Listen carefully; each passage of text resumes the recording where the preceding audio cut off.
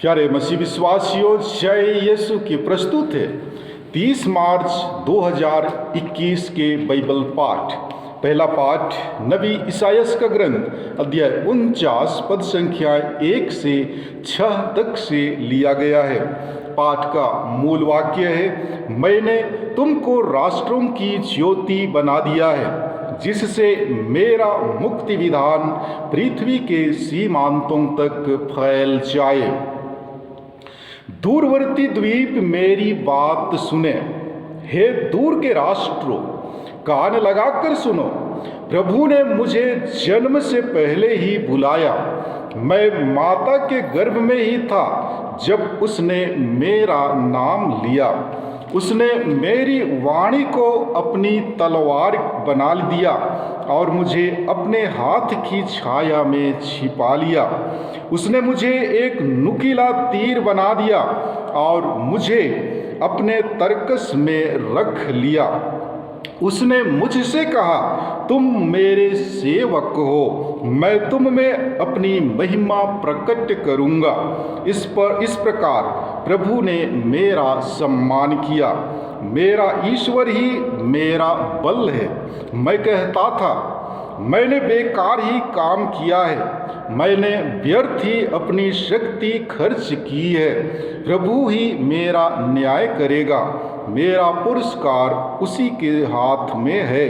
परंतु जिसने मुझे माता के गर्भ से ही अपने सेवक बना लिया है, ताकि मैं याकूब को उसके पास ले चलूं और उसके लिए इस्राएल को इकट्ठा कर लूं, वही प्रभु अब यह कहता है, याकूब के वर्षों का उद्धार करने तथा इस्राएल के बचे हुए लोगों को वापस ले आने के लिए ही तुम मेरा सेवक नहीं बना। मैं तुम्हें राष्ट्रों की ज्योति बना दूंगा, मैं तुम्हें राष्ट्रों की ज्योति बना दूंगा, जिससे मेरा मुक्ति विधान पृथ्वी के सीमांतों तक फैल जाए। प्रभु की वाणी। ईश्वर को धन्यवाद। और आज का सुसमाचार पाठ संत योहन के अनुसार पवित्र सुसमाचार अध्याय 13 पद संख्या 21 से 33 और 36 से 38 तक से लिया गया है। पाठ का मूल वाक्य है, तुम में से ही एक मुझे पकड़वा देगा। मुर्गे के बांग देने से पहले ही तुम मुझे 3 बार अस्वीकार करोगे। यीशु अपने शिष्यों के साथ भोजन करते समय व्याकुल हो उठे और बोले, मैं तुम लोगों से कह देता हूँ, तुम में से ही एक मुझे पकड़वा देगा। शिष्य एक दूसरे को देखने लगे। वे समझ नहीं पा रहे थे कि वह किसके विषय में कह रहे हैं। यीशु का एक शिष्य जिसे वह प्यार करते थे, उनकी छाती के सामने लेटा हुआ था। सिमोन पेतरुस ने उससे इशारे से यह कहा, पूछो तो वह किसके विषय में कह रहे हैं। इसलिए वह यीशु की छाती पर झुककर उनसे बोला, प्रभु वह कौन है?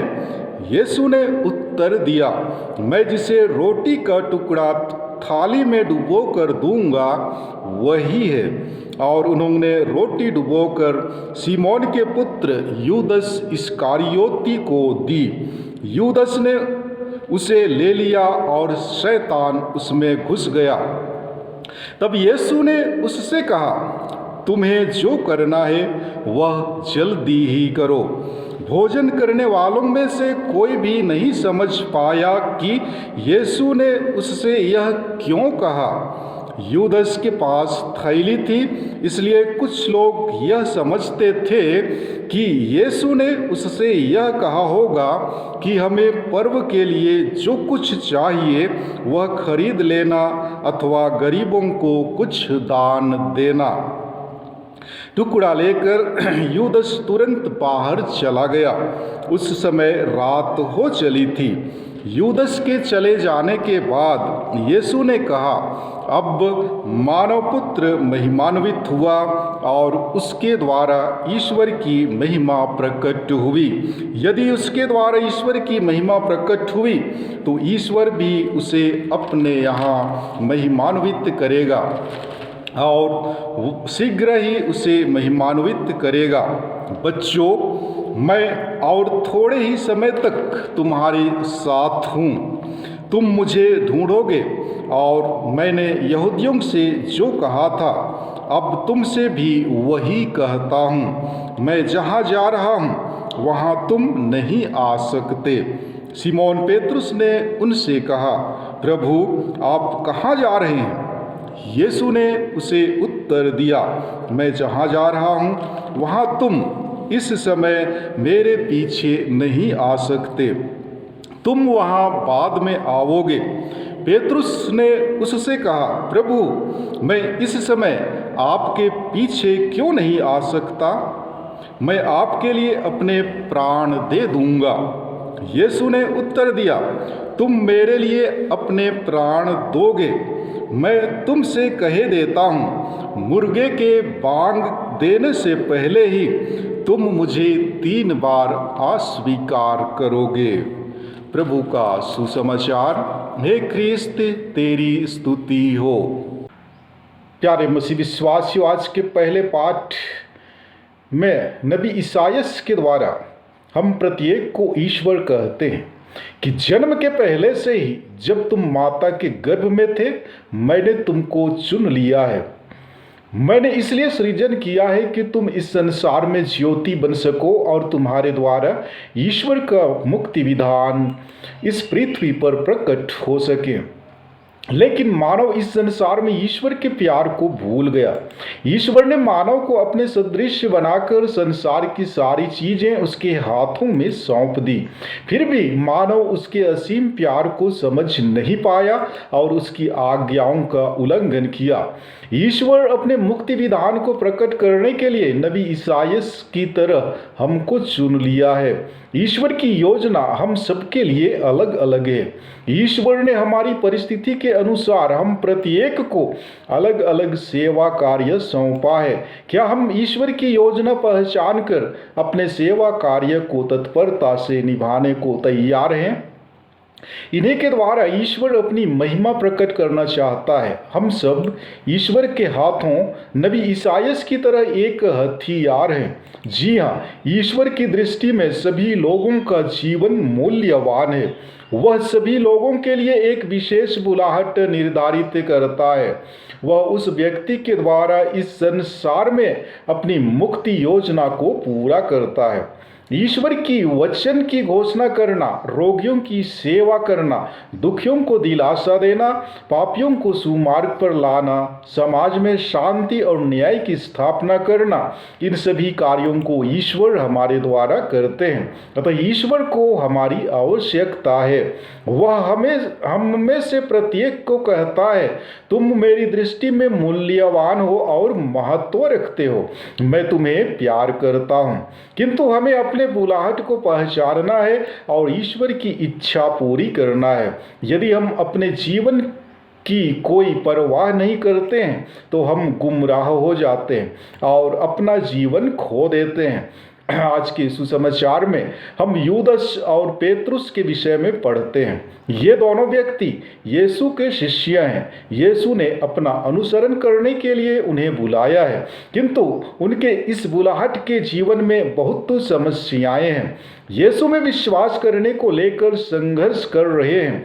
यीशु इस तरह के लोगों के लिए संत लूकस के सुसमाचार अध्याय 9 पद संख्या 62 में कहते हैं कि हल की मूठ पकड़ने के बाद जो मुड़कर पीछे देखता है वह ईश्वर के राज्य की योग्य नहीं है। दोनों शिष्य अर्थात पेतरुस और यूदस यीशु का अनुकरण करना चाहते हैं, किंतु संसार की मोह माया उनके मार्ग में बाधा डालती है। वे दोनों यीशु के मार्ग में भी बाधक बनना चाहते हैं, इसीलिए यीशु उन दोनों को शैतान कहकर डांटते हैं। जब यीशु ने अपने दुख भोग के विषय में शिष्यों को बताया तो पेतरुस ने कहा, ईश्वर ऐसा ना करे। इस पर यीशु ने पेतरुस से कहा, हट जाओ शैतान, तुम मेरे रास्ते में बाधा बन रहे हो। तुम ईश्वर की बातें नहीं, मनुष्य की बातें सोचते हो। प्यारे मसीह विश्वासियों, पेतरुस और यूदस दोनों ही हमारी कमजोरी को दिखाते हैं कि हम मनुष्य ईश्वर का अनुकरण करने में कितने कमजोर हैं। पेतरुस ने यीशु को 3 बार अस्वीकार किया, किंतु बाद में पश्चाताप के आंसू बहाए और यीशु ने उसे माफ किया। पेतरुस ने ईश्वर की महिमा के लिए अपना जीवन अर्पित किया। दूसरी ओर यूदस, जिसने यीशु को पूरी मर्जी से 30 सिक्कों में बेच दिया, अपने गुरु के साथ विश्वासघात किया और कभी क्षमा नहीं मांगा। वह फांसी लगाकर आत्महत्या कर लिया। वह यीशु का शिष्य बनने में असफल हुआ। यदि पश्चाताप किया होता तो अवश्य ही यीशु उन्हें क्षमा देते, जैसे यीशु ने क्रूस पर से उस पश्चातापी डाकू को क्षमा किया। हम उनका अनुकरण करें और ईश्वर की महिमा के लिए अपना जीवन समर्पित करें। कभी कभी हम जीवन के राहों पर जोश में आकर अपना होश खो जाते हैं, अर्थात हम कभी कभी दुनिया को कुछ कर दिखाने के अच्छे अच्छे, मीठे मीठे और बड़े बड़े दावे करते हैं, लेकिन कर दिखाने का समय आने पर परिस्थितियों को सुनकर, देखकर डर, भय और लज्जा, शर्म से हम अपने वादे को निभाते नहीं हैं। आज जब पेतरुस ने यीशु से कहा, तुम जहाँ कहीं जाओगे मैं वहाँ जाऊँगा, यहाँ तक कि मैं आपके लिए जान देने को भी तैयार हूँ। यीशु को मालूम है कि पेतरुस जोश में आकर अपना होश खो रहा था, इसीलिए उसे कहता है, तुम मुर्गे के बांग देने से पहले ही मुझे 3 बार अस्वीकार करोगे। आज दूसरी आश्चर्य की बात है कि यूदस शिष्यों के साथ साथ रहने के बावजूद भी अन्य शिष्यों से अपना शैतानी बुरी सोच, विचार, काम योजना को गुप्त रूप से सफलतापूर्वक निकाल लेता है। यूदस सोचता है कि उसकी शैतानी सोच, विचार, काम, धंधा कोई नहीं जानता है। ये सच है कि शिष्यों को इसकी जानकारी नहीं थी, लेकिन यीशु यूदस की सारी सोच, विचार, योजना और काम धंधा को जानता था। यीशु को यह भी पता था कि यूदस यीशु से कब, कहाँ, कैसे और किसके हाथों विश्वासघात करने वाला है। भाइयों बहनों, हम भी बाहरी हाव भाव, शब्द, व्यवहार से शायद सबों को धोखा दे सकते हैं, किंतु प्रभु ईश्वर से चालाकी करना बिल्कुल नामुमकिन है। शायद हम दूसरों को धोखा देने में 99 बार सफल हो सकते हैं, किंतु एक दिन निश्चय ही सच्चाई उभर कर सामने आएगी और उस दिन हमारी धोखेबाजी की सारी नाम, काम, शान मिट्टी में मिल जाएगी। इसीलिए आइए इस पवित्र सप्ताह में यह जान ले कि यदि हम दिखाने के लिए उपवास, परहेज, प्रार्थना और दान इत्यादि करते हैं और यदि हमारे प्यार में कोई सच्चाई ना हो, तो हम केवल लोगों को धोखा दे सकते हैं, यीशु को नहीं। संत यूहन्ना ने बड़े ही विस्तृत और स्पष्ट ढंग से इन बातों को बतलाया है कि यीशु यह जानते थे कि उनके साथ क्या होने वाला है। वे यूदस और पेतरुस दोनों के विषय में जानते थे, फिर भी ना तो उन्होंने परिस्थिति को बदलने की कोशिश की और ना ही उन दोनों को प्यार करना बंद किया। इसी प्रकार ईश्वर यह जानते हैं कि उन्हें चोट पहुंचाने के लिए हम क्या करने वाले हैं, फिर भी वे हमें बिना शर्त के प्यार करते हैं एवं वे हमें माफ करते हैं। जब भी हम पछतावा कर क्षमा मांगेंगे, ईश्वर हमें जरूर माफ करेंगे। यूदस ने इस बात को नहीं समझा और उसका मौत दर्दनाक हुआ, जबकि पेतरुस ने इस बात को समझा और अपनी कमजोरियों के बावजूद उसके जीवन का अंत एक विजेता के रूप में हुआ, क्योंकि उसने अपने विश्वास को यीशु पर से नहीं हटाया जो उनको प्यार करते थे। अतः हम संत पेतरुस से सीखें कि हमें विजेता कैसे बनना है। आइए सच्चे मन दिल से हम पास्का की तैयारी करें। आमीन। प्यारे मसीह विश्वासियों, यदि आपने अभी तक मेरा चैनल सब्सक्राइब नहीं किया है तो कृपया सब्सक्राइब करें, लाइक करें, कमेंट करें और शेयर जरूर करें। धन्यवाद।